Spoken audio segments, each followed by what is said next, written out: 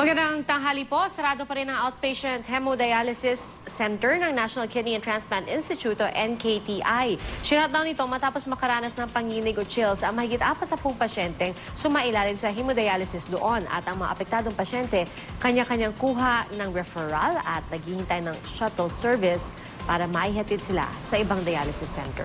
May ulat on the spot si Mark Salazar. Mark? Rafi, Pia, inabutan nga namin sa hemodialysis section ng National Kidney Transplant Institute ang ilang kidney patients nilang naapektuhan ng pagsasara ng outpatient dialysis matapos nga mag-chill o manginig ang ilang pasyenteng nagpapadialysis sa kanila last week.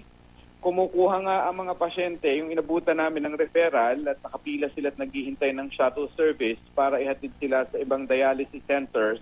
8 yung kinausap na ng NKTI para saluhin yung mga pasyente nila. At may 800 ang outpatient dialysis patient ng NKTI. Ito yung mga naapektuhan. Ang NKTI ang may pinakamalaking pasilidad sa dialysis, pero sa buong bansa, Rafi, Pia, 5% lang ng mga may problema sa bato ang kanilang naseservisyohan. Pakaliit lang.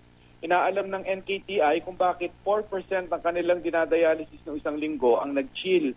Normal naman daw na may pailan-ilang nagkaka-chills, pero kapag umabot na ng 4 to 5%, kailangan ng siyasatin dahil iiwasan nila yung maseryosong problema ng infection outbreak at malalaman ng resulta ng investigasyon nila next week. Sa kabilang banda, ay maganda na rin daw. Sigurong nangyari ito nang wala naman siyempre napahamak na pasyente, pero napag-usapan dahil ngayong June ay National Kidney Month. Alam niyo bang sabi ng World Health Organization, ang kidney problem ay ikalawa sa listahan ng economic burden disease ng mga Pilipino. Una yung diabetes. Ibig sabihin, dumadapa talaga raw ang kabuhayan ng isang kidney patient. Halimbawa, si Michael Ramos, na 50 years old, na nakausap namin na nandito sa NKTI, siya ay kidney patient 2.5 years na, ay gumagastos ng 4 to 5,000 pesos per dialysis session, 3 times a week yan. So 46 to 48,000 a month kasi may bayad rin yung filter at iba pang gamot. Swerte niya dahil may kayang kapatid niyang sumusuporta sa kanyang dialysis, pero marami wala talagang pera. Kaya nga sabi ni Dr. Ricky Quintos, tagapagsalita ng NKTI, yaman din lang at ngayon ay buwan ng kidney, National Kidney Month celebration. Alagaan natin yung kidney dahil napakamahal ang dialysis sa Pilipinas. Iinom ng sapat na tubig, 2 liters a day, mag-exercise daw at iwasan yung mga toxins mula sa paninigarilyo, gamot at polusyon. Sa tansya ng NKTI, nasa mahigit 100,000 kidney patient ang nangangailangan ng dialysis sa buong bansa. At nasa 5,000 lamang ang nasa pangangalaga ng NKTI. Ang iba nasa private hospitals dahil may pera.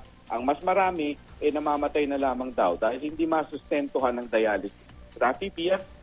So Mark, hanggat hindi lumalabas yung resulta ng examination, ay mananatiling sarado yung dialysis center dyan sa NKTI. Oo, ang mga paunang resulta ng investigasyon nila ay ayos naman daw yung functions. Nung 31 na dialysis machine ay gumagana naman maayos, pero tinitingnan nila at saka yung mga pasyente na nagkaroon ng chills, 4 to 5% ito last week, tinitingnan din nila yung per individual na kanilang reaction kung bakit sila nag-chill. Sinisiguro nila yan bago buksan yung outpatient dialysis center nila para masigurong wala yung mas kinakatukutan at mas seryosong infection outbreak.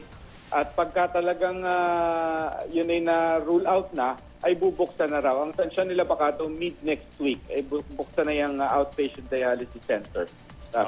Okay, maraming salamat, Mark Salazar.